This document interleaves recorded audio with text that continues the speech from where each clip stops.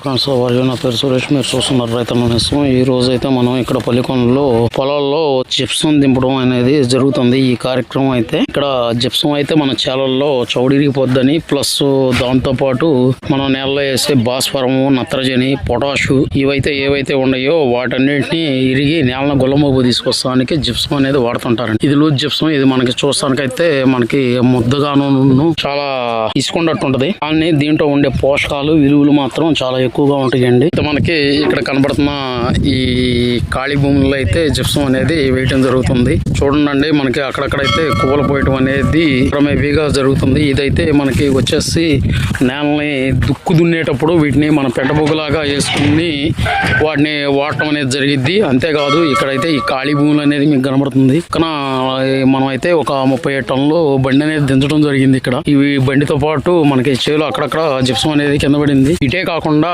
ఈ మనకి ఈ పూలు అనేది ఒక 40 ఎకరాల్లో అయితే వేయటం అనేది జరుగుతుందండి. కారవటం అనేది జరిగింది. మరలా అట్లాగే మన ఇంకో సగం అనేది కారవడం జరుగుతుందండి.